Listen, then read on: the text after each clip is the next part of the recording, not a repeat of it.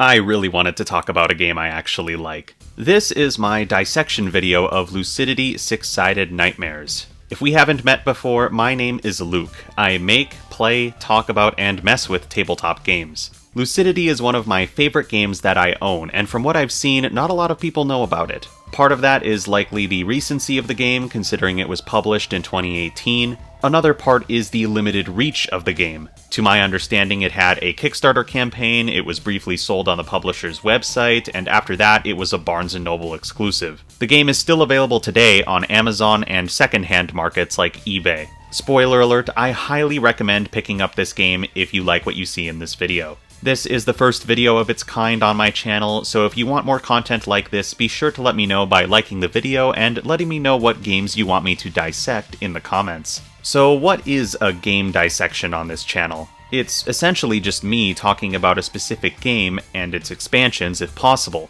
going through its design, explaining its rules, forming critiques, and providing my take on how I'd go about resolving any issues I may personally have with the game. At the end, I'll give the game a rating out of 100 and send you on your merry way. I'm going to be breaking down this video into categories if you feel like skipping around the video at all, but I think starting with what's obvious is a good place to start. Lucidity Six-Sided Nightmares, or Lucidity for short, is a 1 to 4 player push-your-luck style dice game. That's right, this game is both single-player and multiplayer. There are two completely different ways to play the game though, so I'll be covering that later. Lucidity is recommended for players 14 and up. That number may be a little too high considering the gameplay in my opinion, but I can understand why they chose this number, especially considering the potentially frightening imagery in the game. It could be a little too spooky for younger players. The game is advertised to take around 20 to 30 minutes, and I would say that's mostly accurate, assuming every player knows what they're doing. This is a game that has a length that's directly proportional to the number of players though, so 4-player games may go a bit longer.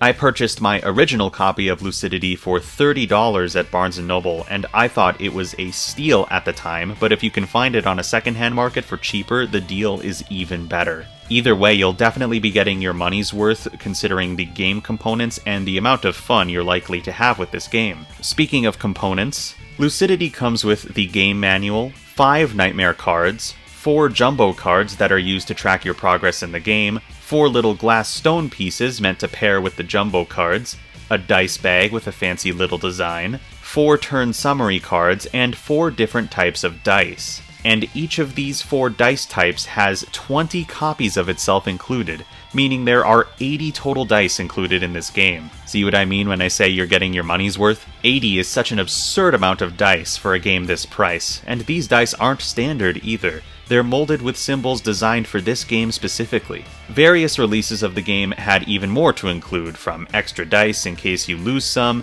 to non-frightening versions of the nightmare cards. They really went all out here. There was also a deluxe version of the game that included even more game content, but I'll talk about that later. That was all of the info about the game that's in plain view of everyone, but now I'm going to cover something much more subjective, but still very important when it comes to tabletop gaming. A game's artwork is crucial if you want people to look at your game, and right out of the gate, Lucidity's box art is quite eye-catching. No joke though, this box is what compelled me to take the game off of the shelf and investigate further. And hoo boy was I not disappointed. This game is filled with beautiful and delightfully creepy artwork.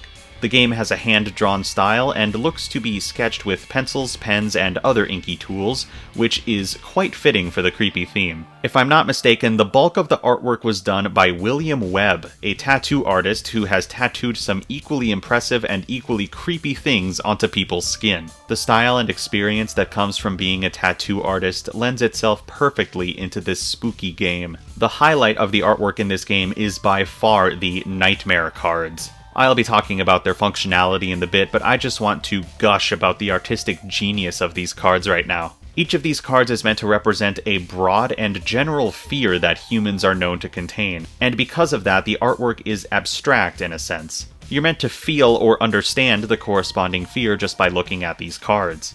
The Nightmare of Imprisonment, for example, shows a bunch of dudes in cages. Doesn't look like they're having a good time. Okay, I guess that one was a bit literal. Take a look at Primeval Fear, though. What is actually happening here? The drawings of this game don't use color too much, but the colors that are used really pop, especially since each color corresponds with not only the nightmare, but the dice of that nightmare. It's incredibly effective. Not to mention how spooky the drawings actually are. I've always thought it quite difficult to make a board game that's genuinely scary. I'm not sure it's possible unless you're targeting someone's fears directly, but Lucidity's imagery does a good job of making you ponder the fear represented, and sometimes that could get you to shiver a little. Just when you thought there were only 4 amazing nightmare drawings, boom, you can flip them over to reveal alternate artwork. They all still convey the same idea, but the context of each has shifted. The Nightmare of the Depths, for example, went from a deep sea setting to a deep space setting. I can't get enough of these drawings.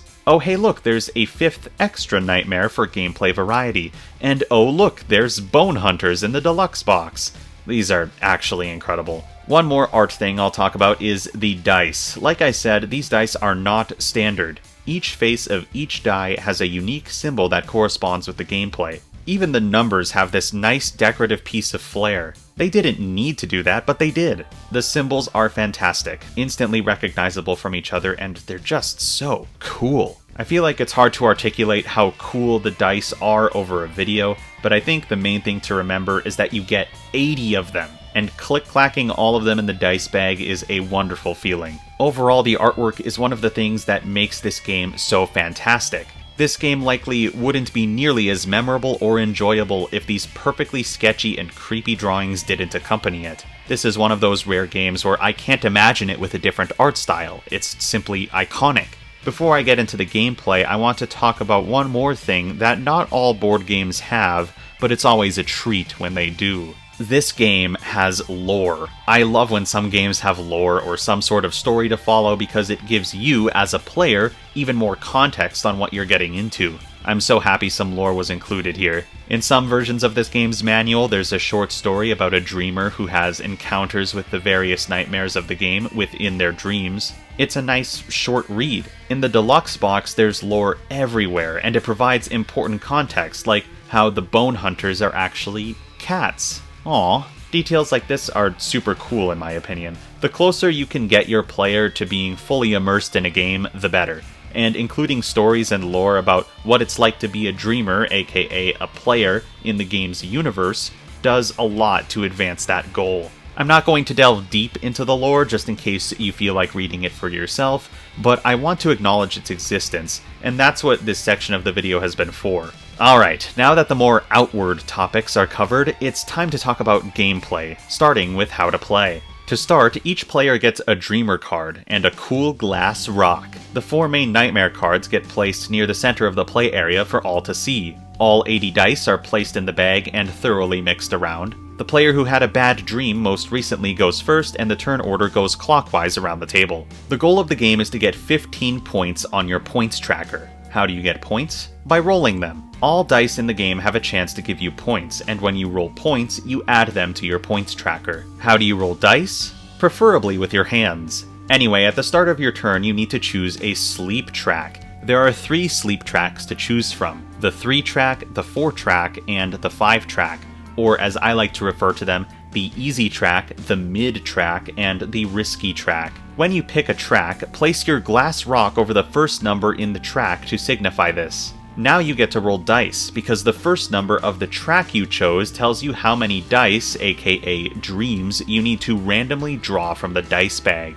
For the sake of example, I chose the mid track, so I need to randomly draw 4 dice from the bag. Before I roll my drawn dice though, I need to choose 2 of them to put back into the bag. You'd do this with any number of dice you draw. 2 dice must always be returned to the bag before you roll your dice. That leaves me with 2 dice left, and I continue my turn by rolling them. If I were to roll a 1 or 2 points symbol, I would immediately add them to my points tracker. This is also where the bad things can happen, because while the points are certainly nice, every other symbol you can roll negatively impacts you. And this is where the true game reveals itself. You need to maximize your points while minimizing the damage done to you by the other symbols. Let's talk about those symbols now. If you roll a hunt symbol, it gets placed in your hunt row. If at any point you have 4 or more dice in your hunt row, you are killed and eliminated from the game. All of your dice return to the bag. You no longer take turns, but you still must remain at your seat for certain effects. If you roll an exhaust symbol, it gets placed in your exhaust row. If at any point you have 3 or more dice in your exhaust row, you become exhausted. When this happens, draw 1 dream from the bag, then remove all dice on your points tracker that match the color of the die you drew and place them all back in the bag. Your turn then ends, meaning you cannot push your luck by dreaming again this turn. More on that later. If you roll a shadow symbol, place it in the shadow row matching its color. Each time you place a shadow die, you must resolve its unique effect which corresponds with both its color and its nightmare. To resolve blue dice of the depths, draw another die from the bag, roll it, and add it to the rest of your unresolved dice. If you didn't roll a shadow symbol on that die, resolve it immediately. To resolve a green die of envy, the next player in the turn order, even if they're dead, must select any one die on your card, excluding a shadow of envy. You must then re-roll that die and add it to your unresolved dreams. If you didn't roll a shadow symbol on that die, resolve it immediately. To resolve a yellow die of imprisonment, if you have any exhaust symbols in your exhaust row, rotate the die so it shows its shadow face. Do not move the die, just rotate it. To resolve a red die of primeval fear, you may take any die of any color from anywhere on your card that's showing the shadow symbol and move it to your hunt row. Do not rotate the die, just move it. When resolving dreams, they must always be resolved in this order: points, hunt, exhaust, and finally shadows. There's also another type of action you can take during this time. You can re-roll certain unresolved dice by sacrificing a point of matching color. For example, if I have 2 unresolved blue dice that I don't like the looks of, and I have a blue point on my points tracker, I can sacrifice that point to re-roll the unresolved dice. Sacrificed points get placed on top of the corresponding nightmare card. Once you have resolved all of your dice, you need to check if any of your rows are filled. Like I said earlier, too many hunt dice and you die, too many exhaust dice and you're exhausted. If you have 3 or more dreams in any shadow row though, you become a nightmare. You always become the nightmare matching the color of the shadow row you filled. If there is a tie between multiple colors, you get to choose which nightmare you become out of the tied nightmares. Becoming a nightmare involves returning all dice, except for your points, to the bag, and taking your new nightmare card and placing it over your shadow rows. If your nightmare had previously had any points sacrificed to it, you gain all of those points now.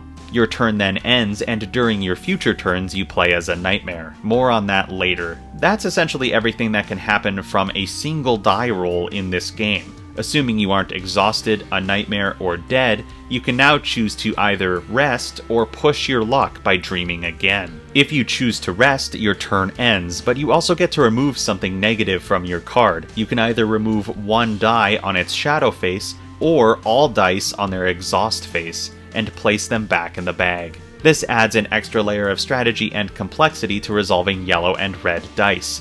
If one of your exhaust dice gets rotated by imprisonment, you need to spend a whole rest just to get rid of that 1 die on its shadow face, while normally you'd be able to get rid of all of your exhaust dice in a single rest. Because shadows that are moved to the hunt row by primeval fear are not rotated, when you rest you can choose to remove the die on its shadow face. This is the only real way to remove dice from your hunt row. If you don't feel like resting yet, you can always dream again. This involves doing all of the stuff I talked about again, with the only difference being you need to advance up the sleep track you chose. Because I started with 4, I'd need to advance to 6, meaning I'd have to draw 6 dice, return 2 to the bag, and roll 4 dice. Obviously this would be riskier than my original roll of only 2 dice. If you resolve all of those dice, you can push your luck a second time as well. This brings you to the end of your sleep track, meaning if you are still able to rest after all of that, you must rest and end your turn. So just to summarize, if you're a dreamer, on your turn you must choose a sleep track, draw dreams, return 2 of them and roll the rest, resolve dreams in their order. During this time, you can sacrifice points to re-roll unresolved dreams, check for filled rows, then choose between resting or dreaming again. It may feel like I threw a lot of information at you during this segment, but I can assure you, once you start playing and get into the swing of things, it's a very simple game. The last major gameplay mechanic of Lucidity is becoming a nightmare and playing as one. Once you become a nightmare, your turn structure is completely changed. Instead of rolling dice and doing anything involving the sleep tracks, you have two choices. On your turn, you can either steal a die of your color from another player's points tracker and add it to your own, or you can draw 2 dice from the bag, choose one to put back in the bag, and give the other to another player to roll. That player must resolve that die immediately. Yeah, your turn as a nightmare is a lot shorter and a lot simpler, and generally speaking, you want to avoid becoming a nightmare because you have far less opportunities to acquire points during your turn. There is a way for you to get points when it isn't your turn, though, and that's when a dreamer rolls a specific symbol of your dice color. For example, if a player rolls a Shadow of Depths and you're already the Depths, they can't become the Depths, because you're already the Depths.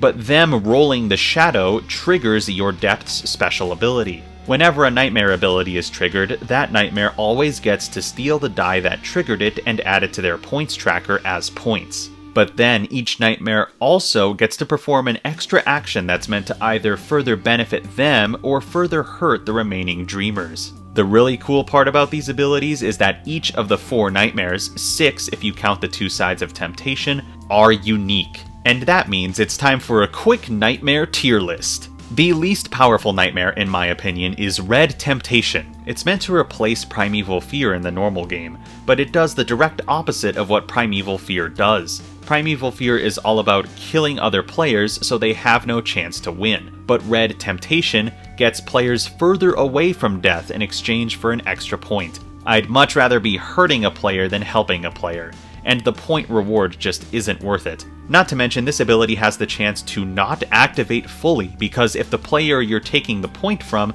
doesn't have 2 or more spaces in their hunt row filled, the effect just ends there. Next is Imprisonment. Imprisonment is all about exhausting players, so they're unable to push their luck while you accumulate points. Unfortunately, the dice you use to fill their exhaust row is taken directly from their shadow rows, so you're helping the player in one way while hurting them in a different way. If you manage to get more than one shadow in a player's exhaust row, you could potentially trap them in a loop of exhaustion, which is super cool for you, but getting there is quite a task. The next most powerful nightmare is Primeval Fear. Like I said earlier, this one is all about killing players. You get to move shadows on a player's card to their hunt row, and while it may be unlikely that you're able to successfully kill a player, killing them is much more effective than exhausting them over and over like Imprisonment does. As a bonus, dead players can't become nightmares, meaning they can't challenge you later. In third place, we have Green Temptation, the alternate nightmare for Envy. The Dreamer must choose any die on their card, and Green Temptation will get to rotate it to whichever face they want, and the player must then resolve it. This is essentially the player chooses their least favorite die, and Temptation rotates that die to the most inconvenient face, depending on the situation. Getting the ability to choose a die face can be quite powerful. Hunt, Exhaust, and Shadows are all options for Temptation, and it could lead to some real shenanigans. In second place is the Depths. This one forces players to roll additional dice. You pick 2 dice from the bag, choose one to put back, and then the other player must roll and resolve the other. The chain potential of the Depths is something that shouldn't be overlooked.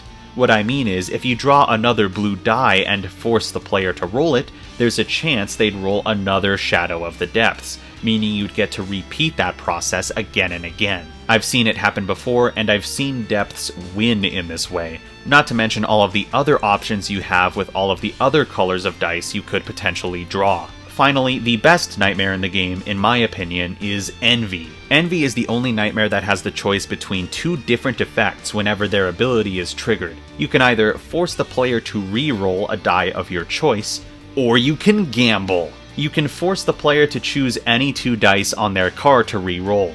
They do so, and you keep any points they get in the re-roll, and the remaining dice need to be re-resolved. Because of Envy's alternate gambling ability, they have the single highest points potential out of any nightmare ability, and it isn't even close. They could get a maximum of 5 points in the base game, And this is just one ability trigger. That's crazy. And the worst case scenario for you is the player re-resolving 2 dice, which could hurt them all over again. Super cool, envy best nightmare. Anyway, there's a couple other miscellaneous rules, like how other players get to mess with you if you draw too many dice from the bag or put too many dice back into the bag, how the game basically ends if you run out of dice in the bag, how tiebreakers work, the one and only rule change for a 2-player game, yada yada. But the game legit ends if any player has 15 or more points at the end of their turn, in which case all remaining dreamers get 1 more turn and whoever has the most points wins. If all players become nightmares, the game ends immediately and the nightmare with the most points wins. The lore being you either escape the dream world or become the most powerful nightmare and eat everyone else.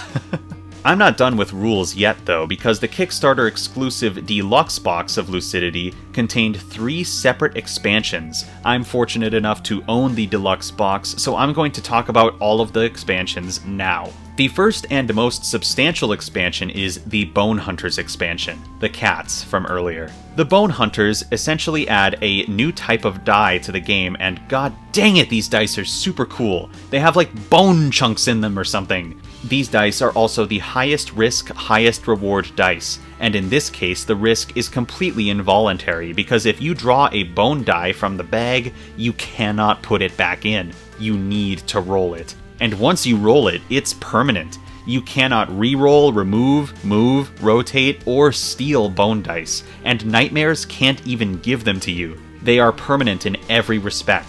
The best outcome of bone dice is a whopping 4 points, the most points any die can give you. 2/3 of the die's faces are completely bad news though. 2 hunt faces, and 2 new faces called the Shadow Mark. The Shadow Mark is completely devastating. If you roll one, the max amount of shadows you can have in any shadow row before you become a nightmare decreases from 3 to 2. If you roll a second one, it decreases to 1, which is essentially a guaranteed nightmare sentence. And if you somehow manage to roll 3 of them total, you are eliminated from the game. Woof. I mean, meow. The next expansion is the Manifestations expansion, or as I like to call it, the Items expansion. This one adds a new deck of small cards. Whenever you rest at the end of your turn, you get to reveal the top card of the Manifestations deck. These cards are items that you can buy using your points you've acquired so far. Some are free, while others are expensive, but the expensive ones are the more powerful ones. A lot of them give you passive abilities, like Mind Over Matter. When you draw dreams, draw 1 more dream and return 1 more dream. The most notable one, in my opinion, is the Nightmare's Bane card, which gives a chance of adding a die to a Nightmare's Hunt row every time they steal from you. This is the only way to kill nightmares in the game. Anyways, when you rest, you can either purchase the card you revealed, or you can pass on it. There's also a secret third forbidden gambling option called Empowering. You can sacrifice a point to reveal an additional Manifestations card, and sacrificed points that aren't spent at the end of your turn go back in the bag, so you better hope you got something good. There's no limit to how many times you can empower as long as you have points to spend, so good luck gambling. The third and final expansion is the Dreamscapes expansion. It's another deck of small cards that's essentially a game rule adder or changer. At the start of the game, you reveal one, and it'll say something like, for each dream in your hunt row, you must draw 1 additional dream during your draw and select dreams step.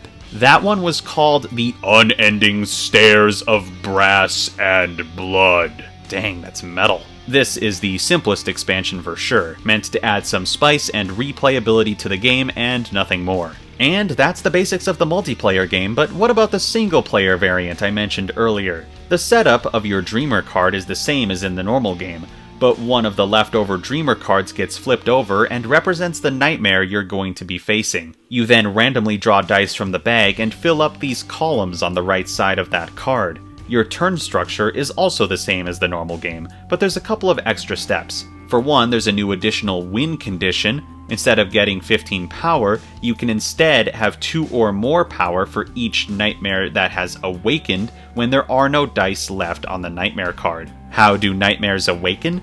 In the single-player variant, you cannot become a nightmare. Instead, when your shadow row fills, you awaken the corresponding nightmare, and from that point on you can no longer return dice of that nightmare to the bag during your draw and select dreams step. When a nightmare awakens, you empty its shadow row on your card, but if you fill it a second time, you lose the game. Since there are no other players, when you resolve a Shadow of Envy, you simply re-roll the first dream in your power row. Whenever you rest in this mode, you must move 2 dice from the bottom row of the nightmare card onto your card without resolving them. This is the true challenge of the single player mode, because you'll effectively gain 2 additional dice per turn. Luckily, you have an additional type of action you can use to defend yourself. You can sacrifice points you've earned to re-roll adjacent color groups of dice on the nightmare card. Any points you roll go back in the bag, effectively eliminating them from the columns of dice that would hinder your game. The downside is you might re-roll into more harmful symbols like Hunt and Exhaust, so use this power wisely. Once you're done re-rolling, if there are any gaps in the card, the dice all shift downward. Overall, this is a serviceable single-player mode for Lucidity. I don't have as much experience with it because I prefer to play board games with other people, but I'm glad it exists. I see it as more of an added bonus to an already amazing game. Well, that's basically all of the gameplay jargon, but what really makes this game all that special? Why is this one of my favorite tabletop games of all time? Certainly my favorite push your luck game. In my opinion, and I know this is a relatively vague answer, but I think the main reason I enjoy this game so much is the vibes. The theme, artwork, lore, components, and gameplay of Lucidity all mesh together perfectly to form a suspenseful and creepy experience unlike any other game I've ever played. The basic turn loop is deeply satisfying. Reaching into that bag of 80 or more dice and having the ability to click-clack around is incredible. Not to mention rolling a maximum of 9 dice at a time. The artwork and symbols on the dice give this game a metric ton of flavor. It speaks to the quality of not just the game design, but also the game components. No expense was spared here. They went above and beyond. On top of it all, it's really fun in my opinion, and relatively easy to learn. I'm not making the claim that Lucidity is the best push your luck game ever made. In fact, I'm pretty sure I've played better designed push your luck games than Lucidity, but that doesn't stop it from being my favorite in the genre by far. I think this speaks for the larger idea that gameplay isn't everything when it comes to tabletop game design. Lucidity is the best of both worlds. While the gameplay itself isn't flawless, it's still better than good.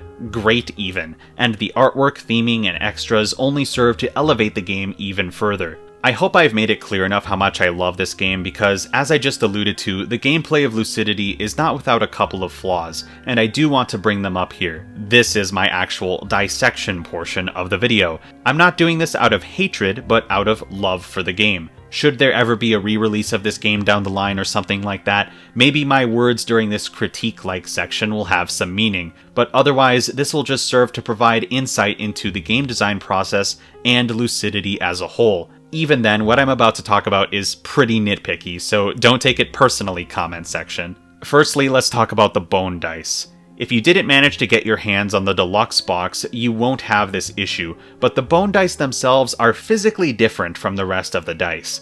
Maybe they're slightly heavier, maybe a fraction of a millimeter larger than the standard dice, and this is a problem because it's noticeable on touch. People reaching into the bag could theoretically avoid ever drawing bone dice by using this slight difference, and that has the potential to invalidate the existence of the bone dice or make the game unfair for players who aren't aware of this. Unfortunately, there isn't really a way to fully fix this issue using the components given, which is unfortunate because the bone dice are the coolest looking dice in the game. My best advice is to grab dice from the bag as quickly as possible so your brain doesn't have the time to distinguish between the different types of dice, assuming you're interested in keeping things fair. While we're on the topic of bone dice, I need to talk about the shadow mark. This thing is meant to be the most devastating symbol to roll in the game, and it can only be found on the bone dice. In my opinion though, it's too devastating. On several different occasions, I've seen people roll a shadow mark on turn 1 or 2 of the game,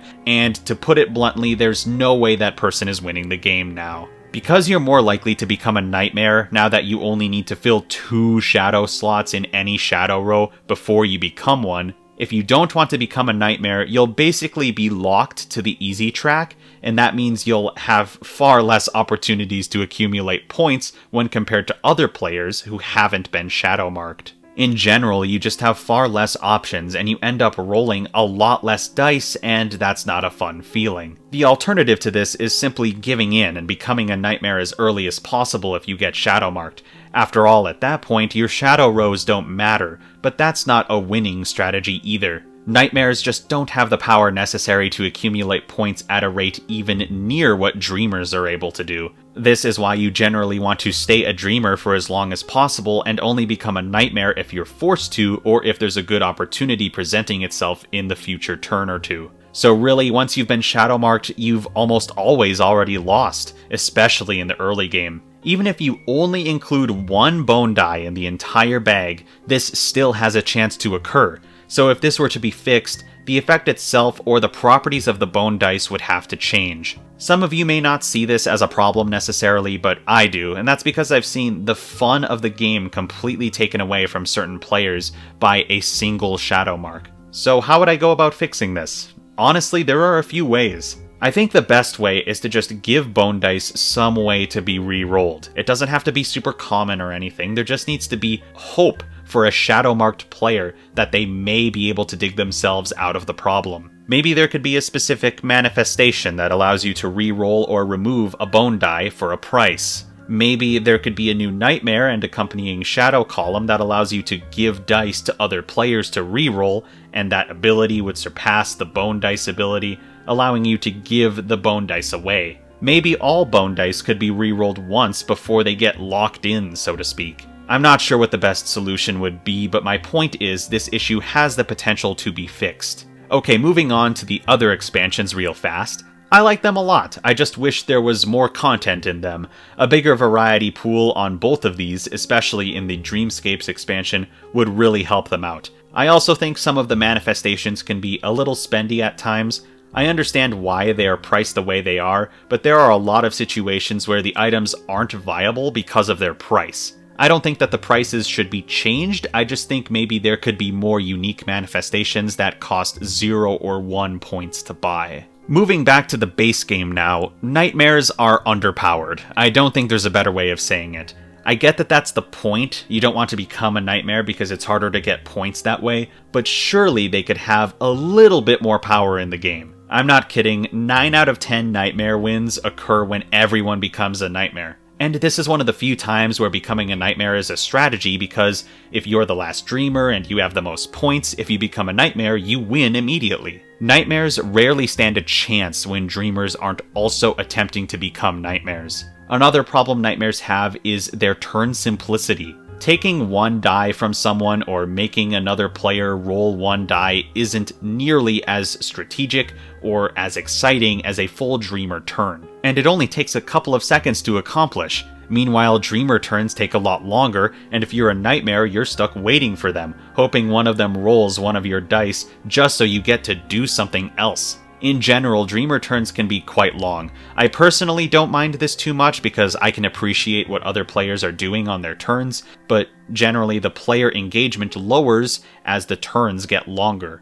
I might have a solution to all three of these problems, and it's something I like to call the nightmare bag rotation. This is so stupid. Okay, here's my pitch. Instead of dreamers rolling dice and pressing their luck again and doing all of that dice resolving back to back, what if each dice roll was separated into turns? The game would start with everyone picking their sleep track, and the first player would draw and return the appropriate amount of dice to the bag. Once they're done resolving those dice, they'd hand the bag to the next player instead of continuing their turn. This process would repeat until it got back to the first player, at which point they'd decide whether they'd want to press their luck. If yes, they'd advance up their sleep track and do another roll before passing the dice bag to the next player. If no, they'd reset their sleep track and let the remaining players who wish to press their luck take their turns. Once everyone has rested, the process begins again. Already this makes the turn structure a lot shorter for the sake of player engagement, without actually taking anything away from other players. But a new layer of strategy has also been added, as you now get to see which dice are being pulled from the bag during the middle of what would be a normal turn, rather than after, and this might affect your decision on whether you want to push your luck or not. Now let's throw a nightmare into the mix. Like normal, the nightmare doesn't roll dice from the bag, and if the dreamers are still rolling dice and pushing their luck, the nightmare just passes the bag to the next player. If a dreamer rolls a shadow of the nightmare takes the dice, but doesn't do anything with it yet. Instead, they wait for all dreamers to go to rest, and this begins the nightmare phase. At this point, nightmares get to use the dice, and thus their nightmare abilities, they've been collecting from all of the dreamers during this turn cycle. The twist is that they can choose which dice gets used on each player, and they can use multiple dice on any one player, even if that player wasn't the one who rolled the nightmare dice originally. This completely changes the strategy of nightmares and adds a lot of strategic depth to nightmare abilities. Do you spread your dice evenly amongst players, or do you pile them all on one person? A little bit of both? This provides a much needed buff to the nightmares, as well as increasing the chance of nightmare turns being extra beefy and full of excitement. It especially buffs some of the weaker nightmares like Imprisonment and Primeval Fear, as now they have the option to pile multiple dice on one player. Their primary purpose is more likely to be fulfilled, that being killing and exhausting players.